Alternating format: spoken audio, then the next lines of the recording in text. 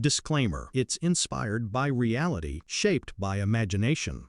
What happens when Hollywood legend Clint Eastwood sits across from Joy Behar on The View, and the topic turns to America's retirement system? No one expected sparks to fly that morning, but within minutes, the studio turned into the stage for one of the most explosive confrontations daytime television has ever seen. It started calmly enough. Whoopi Goldberg introduced Clint as a living icon, here to talk about his thoughts on aging, work, and retirement. But when the conversation shifted to the idea of America adopting Europe's model of retirement benefits, the mood in the room changed instantly. Clint leaned back in his chair, quiet and deliberate, before saying something that silenced the entire panel. Joy Behar, never one to hold back, pounced with her trademark sarcasm, and the clash was on. The audience gasped, laughed, and even booed as the two locked horns. Generational values collided with modern frustrations, and Clint's steely calm only fueled Joy's fire. What followed wasn't just a debate. It was a raw, unfiltered standoff about what America owes its seniors and whether dignity in retirement is a right or a privilege. By the end of the segment, Clint had done something no one thought possible.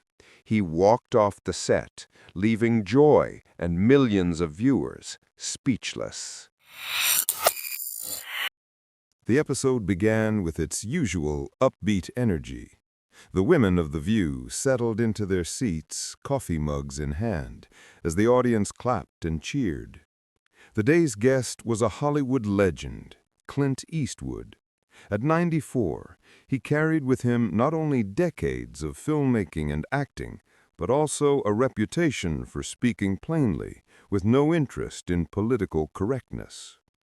"Ladies and gentlemen," Whoopi Goldberg announced, with her familiar, warm smile, "please welcome the one and only Clint Eastwood." The crowd rose to their feet. Clint walked slowly but confidently to the table, his weathered face set in that unmistakable squint. Dressed in a simple blazer and open-collared shirt, he didn't look like a man interested in making headlines. He looked like someone who had already lived enough to not care if he did. The panel began with light banter. Sonny Hostin praised his long career.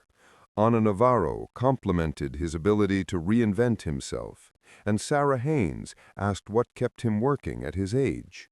Clint chuckled, leaning into the microphone. "I just like telling stories. If you stop working, you stop moving.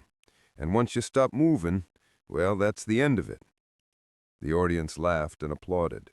For a moment, it seemed like a pleasant conversation. But The View is never just about small talk. Whoopi pivoted the discussion. "Clint, you've been vocal about aging gracefully, about staying active, but we want to ask you something that's on a lot of Americans' minds right now. There's been debate about whether the U.S. should adopt a European-style retirement model, where benefits are stronger, retirement comes earlier, and seniors don't have to worry so much about working into their 70s and 80s. What's your take?" The atmosphere shifted. The room leaned in. Clint didn't rush his answer. He sat back, hands folded, eyes steady. "I think the problem is," he began slowly, "we've gotten too used to the idea that the government should fix everything. Europe? Sure, they've got their systems, but somebody's got to pay for it. Higher taxes, fewer freedoms. America was built on independence. You work hard, you plan, you take care of yourself and your family. That's the deal." A murmur swept through the audience. Some clapped, others groaned. It was a classic Clint Eastwood moment. Blunt, unpolished, but firm. Joy Behar leaned forward, eyebrows arched. "Oh, come on, Clint. Easy for you to say. You've made millions in Hollywood. Most Americans aren't sitting on a pile of Dirty Harry money. They're bagging groceries at 70 because Social Security barely keeps the lights on. The audience burst into applause at Joy's jab. Clint didn't flinch. He gave that famous Eastwood stare, the kind that had terrified villains for decades on screen. "Joy," he said evenly, "it's not about money. It's about principle. You start depending on the government for everything. Pretty soon, you've lost what it means to stand on your own 2 feet. Joy smirked, her voice dripping with sarcasm. "So what? You want 80-year-olds pushing wheelchairs at the airport just to stand on their own 2 feet? That's not independence, Clint. That's cruelty." Gasps filled the studio. The tension was now undeniable. Clint didn't raise his voice. He didn't need to. His words were quiet, but heavy, landing like stones. "Cruelty," he said, pausing, "is telling people they don't have to be responsible anymore. Cruelty is teaching generations that somebody else will always carry the load." The back and forth sparked murmurs from the other panelists, but they knew better to jump in too soon. This was turning into a showdown. The camera cut between Joy's animated hand gestures and Clint's unshakable calm. 2 worldviews clashed, one rooted in security, the other in self-reliance. The segment break arrived just in time. Whoopi stepped in, trying to cool the temperature. Okay, we're just getting started. We'll be right back after the break." But the audience knew they had just witnessed the spark. A casual question about retirement had ignited something deeper. This wasn't just about Social Security or pensions. It was about the very definition of dignity and old age, and whether America's future should look more like Europe or more like the grit of Clint Eastwood himself. And Joy Behar wasn't about to let him have the last word. When the cameras came back from commercial, the tension hadn't cooled. If anything, the studio seemed even more electric. Joy Behar sat forward, hands folded like she was preparing for battle.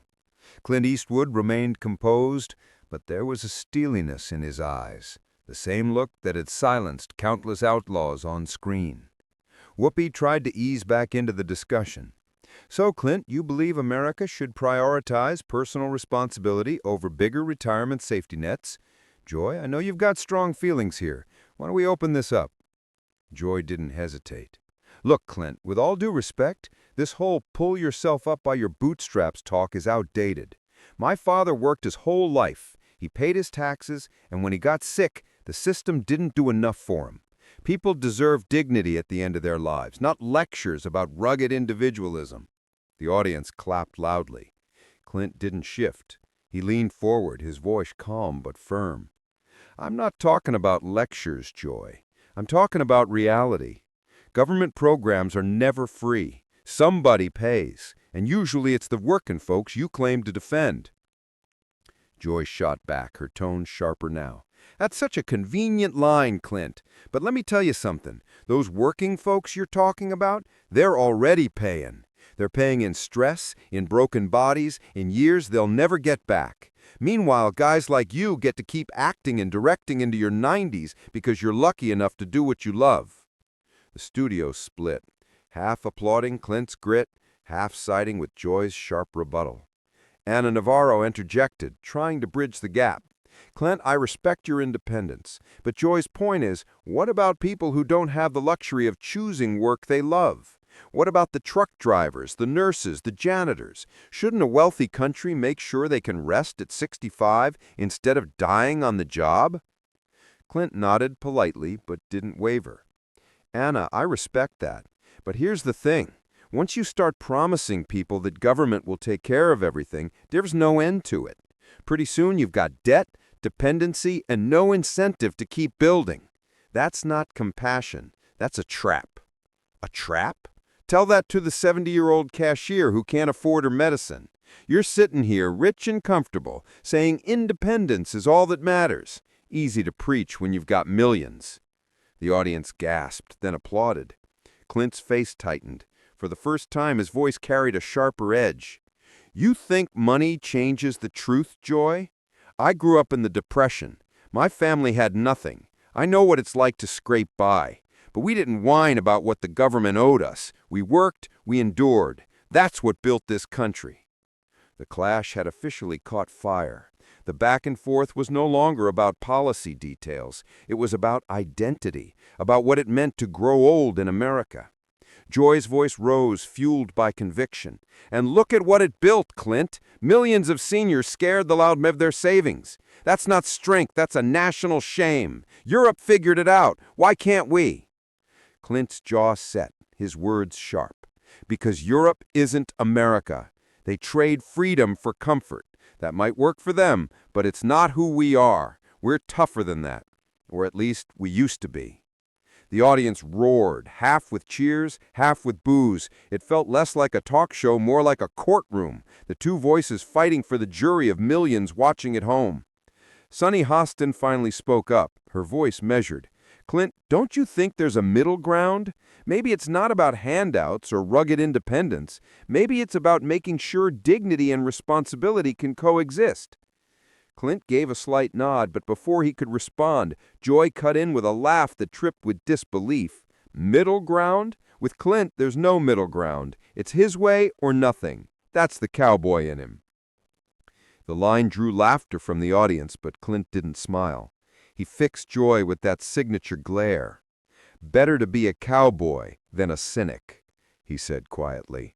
The audience erupted. Some booed, some cheered, and Whoopi threw her hands up as the segment wrapped. Okay, we're taking another break, but don't go anywhere, folks. This is just getting started." The camera cut to commercial, but the energy in the room was unmistakable.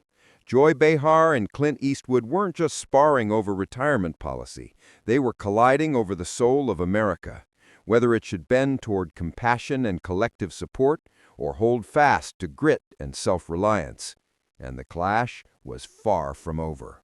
When the cameras came back from commercial, the air in the studio felt heavier, charged like a storm about to break. Whoopi looked uneasy.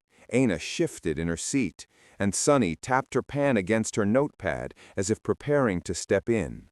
But the spotlight belonged to Clint Eastwood and Joy Behar, and neither was ready to soften. Whoopi tried her best to steer the conversation. "All right, let's bring it back. We're talking about retirement benefits, Europe's model versus America's. Clint, Joy, I think the viewers at home are wondering, can we find common ground? Is there a way America can preserve its values but also protect its people?" Joy leaned in before Clint could answer. Her voice was low, but her words carried sharp edges. "Here's the thing, Whoopi. This isn't theoretical. This is personal. My mother worked in a nursing home for 30 years. She gave everything, her back, her health, her time. And when it was her turn to retire, do you know what she got? Next to nothing. She died worrying about bills. That's not freedom, Clint. That's cruelty." The audience hushed. For a moment, even Clint seemed to soften. His eyes flickered with something like recognition. But then he leaned forward, his hands clasped, his voice calm but unyielding. "I'm sorry about your mother, Joy, truly, but I don't think the answer is to have Washington run more of our lives. My father worked tough jobs too, construction, steel. We lived through the Depression. He didn't expect someone else to carry him at the end. He taught me you face life head on, no matter how hard it gets." Joy's face hardened. "But Clint, don't you see? Not everyone survives the way your father did. You're holding up exceptions as the rule. My mother's story is millions of people's story. People who worked themselves into the ground and got nothing in return. How can you dismiss that?" Clint's tone sharpened, a rare flare of irritation breaking through. "I'm not dismissing it, Joy. I'm saying you don't fix a broken system by chaining everyone to more government promises. That just shifts the suffering on to the next generation." The studio audience groaned and murmured, some nodding, others shaking their heads. Aina tried to break in, her voice cautious. "Clint, maybe Joy's point is that dignity in old age shouldn't be a gamble. It shouldn't depend on luck, or who your father was, or how long your body holds out. Isn't there room for both grit and compassion?" Clint's gaze stayed locked on Joy. "There's always room for compassion, Ana, but you can't legislate it. The minute you start saying government is the solution to every hardship, you take away people's drive to stand tall. That's when society collapses." Joy laughed bitterly, but there was no humor in it. Stand tall? Tell that to the 78-year-old man working double shifts at Walmart because his pension disappeared. Tell it to the widow who chooses between groceries and medicine. You talk about collapse? Clint, we're already there. The words hung in the air, heavy and raw. The camera caught Clint's jaw tighten. For the first time, his legendary cool seemed to crack. His voice dropped lower, carrying a sharp intensity that cut through the room. "I buried friends who didn't have pensions. I watched people lose everything in the Depression. And you know what? They didn't sit around waiting for politicians to save them. They fought. They built again. That's what being American is about. Resilience, not reliance." The audience erupted. Cheers and boos colliding, a storm of divided opinion. Whoopi raised her hands. "All right, everybody breathe. We're going to take a quick break, but don't go anywhere. Clearly, this one's far from over." As the cameras faded to black, Clint and Joy locked eyes across the table, neither backing down, neither blinking. The emotional flashpoint had erupted, and everyone in that studio knew the next round could be the breaking point. The break ended, but the studio hadn't calmed. Whispers rippled through the audience, some people arguing among themselves, others craning their necks for a closer look at Clint Eastwood and Joy Behar, who still hadn't broken their eye contact. It was as if the cameras had never stopped rolling. When the show came back live, Whoopi gave a wary smile, her voice tight. "We're back on The View, and things are heated." The understatement earned a nervous laugh from the audience. She turned to Clint. "Clint, Joy, let's keep this constructive." Joy leaned back in her chair, but her eyes stayed fixed on Clint. "Constructive? I think we've been too polite for too long. Clint represents a generation that thinks working people should just tough it out. But people are dying, Whoopi. Dying because our country doesn't care enough to help them retire with dignity." Clint finally spoke, his voice low, almost gravelly. "Don't twist my words, Joy. I never said people don't matter. I'm saying that real dignity comes from independence, not handouts." Joy slapped her palm on the table. "Independence? What independence does a 75-year-old woman have when she has to choose between rent and food? Tell me, Clint, is that independence or neglect?" The crowd erupted. Cheers and boos mingled. The audience split down the middle. Some shouted Clint's name. Others called out, "Preach, Joy." Ana Navarro tried to cut in. "Can I just say something?" But Clint's voice thundered over her. "Neglect is teaching people they can't survive without politicians making promises they can't keep. That's what kills nations, Joy. That's what robs people of their souls." The words echoed through the studio. Sunny Hostin leaned forward, concern etched on her face. "Clint, I respect your passion, but this isn't abstract. People are already suffering. If government doesn't step in, who will? Corporations? Landlords? Insurance companies? They've already shown us they won't." Clint turned sharply to Sunny. "Then we fix those institutions. We hold them accountable. But we don't hand over more power to a government that can't even balance its own checkbook." Joy cut back in, her voice fiery, almost trembling. "You keep saying fix, Clint, but what you mean is do nothing. Wait, hope, pray people pull themselves up. Meanwhile, lives are being shattered. You call that strength? I call that turning your back." The crowd roared, some standing, clapping for joy, while others booed loudly. Clint slammed his fist lightly on the table, not hard, but enough to jolt the panel. His voice rose, rare and volcanic. "I've fought for this country. I've lived long enough to see it thrive and stumble. And I'll be damned if I sit here and let you tell me I don't care about people. I care more than you know, but caring doesn't mean chaining future generations to a sinking ship." Gasps filled the room. Even Joy paused for a heartbeat, surprised by his fire. But she didn't retreat. "You think I don't care about this country? I've spent my career giving a voice to people who are ignored. You've lived a life of privilege, Clint. Fame, money, security. Easy for you to say no handouts when you'll never have to wonder if Social Security will pay for your groceries. You've never had to live that fear." Clint's face tightened, a rare flash of pain crossing his features. His reply was sharp, almost biting. "Don't you dare assume you know my life, Joy. I've slept in cars. I've gone hungry. I've clawed my way from nothing. You think I was born with privilege? I earned every damn thing I have." The studio fell silent.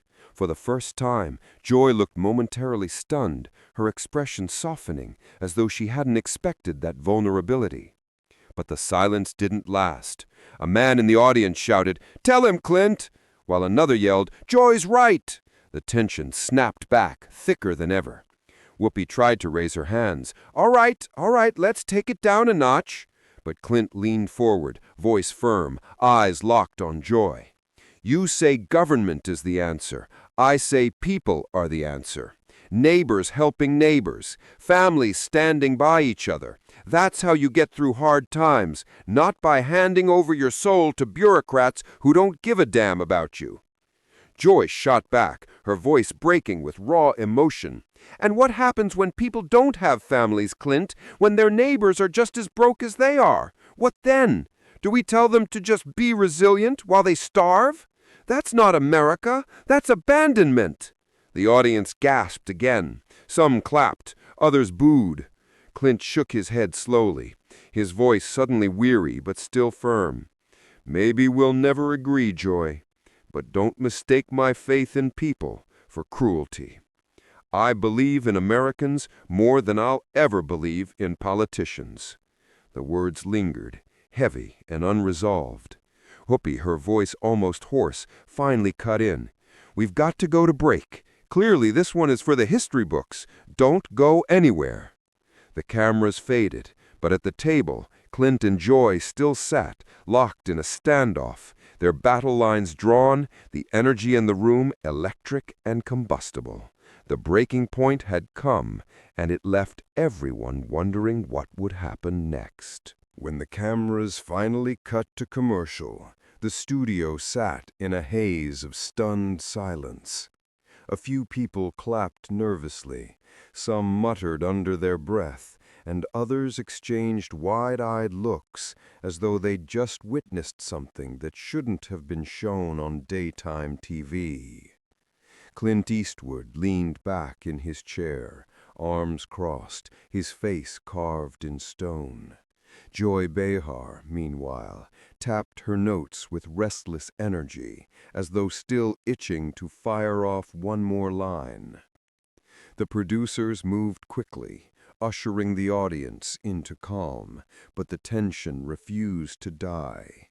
By the time the show officially ended, the clip of Clint and Joy's explosive back and forth was already spreading online.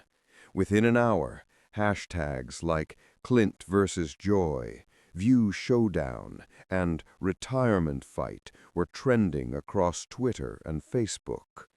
News outlets replayed the moment on loop. Cable anchors dissected it, one calling it a generational earthquake on live television, another describing it as the moment when Clint Eastwood's grit collided with Joy Behar's fire. Clips were edited into short viral reels, showing Clint's line about neighbors helping neighbors, side by side with Joy's furious retort, "That's abandonment." The public split sharply. Supporters of Clint praised him for his raw honesty, applauding his refusal to back down in the face of Joy's attacks. Commenters flooded social media with praise. Finally, someone speaking truth without political sugarcoating. Others, however, sided firmly with Joy, calling her the voice of ordinary people who couldn't afford to romanticize resilience. One viral post read, "Joy said what millions are living every day. Dignity is impossible without support." Clint himself stayed quiet in the days following the broadcast, offering no interviews, no clarifications. His silence only deepened the mystique, making people speculate about what he really felt after the clash. Joy, however, addressed the moment head-on during the next day's show. Some people loved what Clint said, some hated it. That's what democracy looks like. But I'll never apologize for standing up for seniors who deserve better. That line earned applause, but it also reignited the debate. Late-night hosts cracked jokes about the confrontation, while morning shows replayed it with commentary from economists, politicians, and even retirement planners. Suddenly, what began as a fiery spat between two celebrities had forced the issue of retirement benefits back into the national conversation. Op-eds poured in. Some writers framed Clint as a symbol of rugged American individualism, unwilling to bow to the idea that government should parent its citizens. Others cast Joy as the truth-teller, exposing the cruelty of ignoring a generation struggling to survive. Political pundits even wondered out loud whether the moment could influence future legislation, since both arguments resonated deeply with an aging population worried about their futures. Meanwhile, fans flooded Clint's social media pages with messages of support and criticism alike. Some called him a hero, others accused him of being out of touch. Memes spread. One showed Clint in his iconic cowboy hat with the caption, "Make my day, not my taxes." Another showed Joy wagging her finger with the line, "Don't mess with Mama Joy."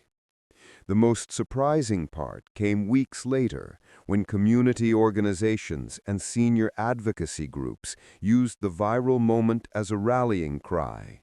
Petitions for expanded retirement benefits spiked, while conservative think tanks cited Clint's words to argue for reforming private retirement systems instead of relying on government funding. The clash had transformed into a national talking point, with both sides claiming moral victory. Backstage, those who worked the episode described it as a once-in-a-lifetime explosion. One producer said, "We knew it was tense, but none of us predicted it would ripple like this." Another admitted, "We worried Clint might walk off, but instead he stayed and fought. It gave the show one of the most unforgettable segments in its history." As for Clint, the man himself eventually broke his silence in a brief interview. Asked if he regretted the clash, he shook his head slowly. "I said what I believe. I won't apologize for that. Joy said what she believes. That's America. We fight it out, then we keep moving." The response to that was mixed. Some admired his calmness, others thought it downplayed the intensity of the confrontation. But one thing was clear: the moment had cemented itself in television history. Years later, media retrospectives would replay it alongside the most infamous talk show showdowns, describing it as the day The View went from lively to seismic. Clips would be studied in classrooms on media influence, discussed in debates on retirement policy, and remembered by fans as the time Clint Eastwood shook daytime TV to its core. In the end, neither Clint nor Joy won the argument in any neat sense, but together they forced a nation to reckon with uncomfortable truths about aging, dignity, independence, and survival. Their clash lived on, not just as entertainment, but as a spark that reignited a conversation America had long tried to avoid. The legacy wasn't about who was right or wrong. It was about the fact that, for one unforgettable morning, two titans sat across from each other, raised their voices, and made millions of people stop scrolling, stop ignoring, and finally start thinking.